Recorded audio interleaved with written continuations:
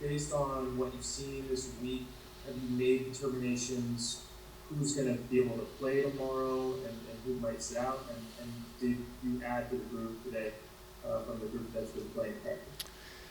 Uh, we did add to the group today. We had almost a full roster at practice today. Alfonso McKinney is still out with an excused absence. And as far as tomorrow goes, Anthony and LeBron will not play. And some of the new guys are still to be determined.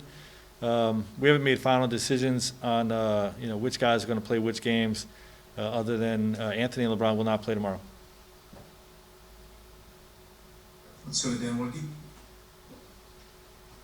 Frank, what does a successful preseason opener consist of?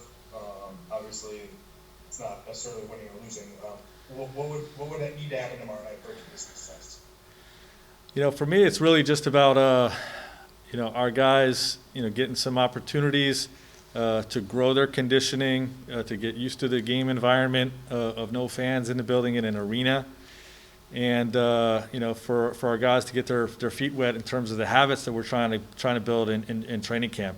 It really isn't about winning and losing. Especially this early on in the preseason, it's about getting everybody the right opportunities, enough work but not too much work, and that's what's going to be a successful game for me.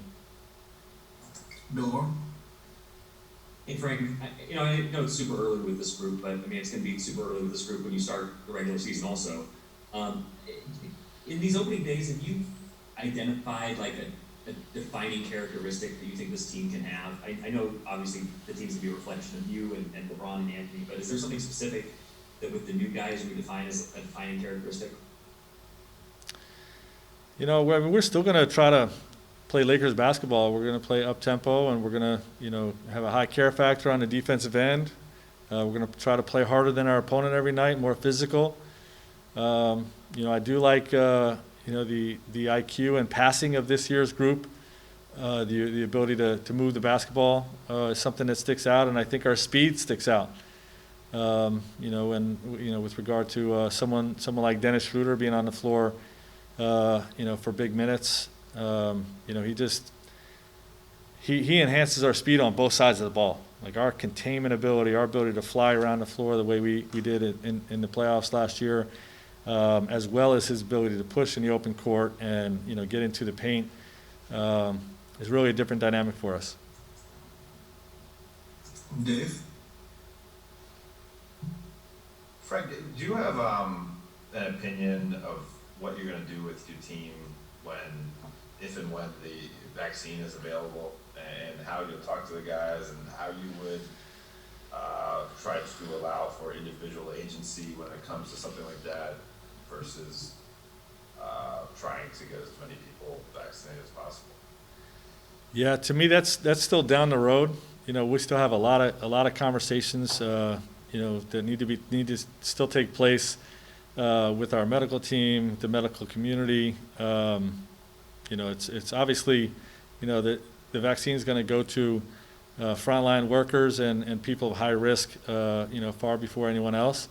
So, we really haven't had those conversations, and that's still down the road for me. Allie Clifton. Hey Coach, good to see you. I feel like in years past, when you guys are going through training camp and that first preseason game, finally being able to see another opponent comes up, there's an excitement because you're ready to go against someone else but yourselves. How different is that feeling now? How would you describe what that feeling is like as you guys are already facing an opponent tomorrow? Yeah, I definitely feel like it's different. This is a shorter off season for us. A shorter training camp for us, with regard to when the first game is, what the build up to this camp has looked like. Not doing double sessions because of concerns of COVID and the testing, and obviously the where our guys are at with it from a conditioning standpoint. So I don't really feel like this year has that same kind of, man, I can't wait to bang on another team because we've been beating ourselves up so much in camp. We've really just been trying to bring them along at the right pace. And, our guys have had a really good spirit about that. And, they're eager to play, in a preseason game, but I don't think it has that same kind of, man, I can't wait to play against a different team. Mike Trudeau? Hey Frank, this may be a question for after tomorrow as well, but just wondering what you anticipate about playing in Staples Center as opposed to the games in the bubble, and how you think that mix of being in your home arena but not having it be the typical experience it's going to be, and if there's anything that you've mentioned along those lines as to game plan and such. Yeah, I mean, I think there will be more of a home court advantage for teams this season than there was in the bubble because of travel more than the in-game environment. Obviously the arena will feel more comfortable to us than to our opponents, but with no fans there, you're not really getting that energy differential. As to what to expect for what it's going to feel like, who knows? The league has said that some of the arenas are going to have the pumped-in noise, but not necessarily all of them. I don't even know what we're doing, to be honest with you. I haven't really been paying attention to that.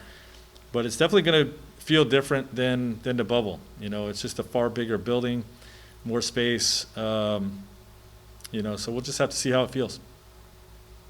We're going to take two more for you, Frank. Melissa Rowland? Hey Frank, I have kind of a random question for you.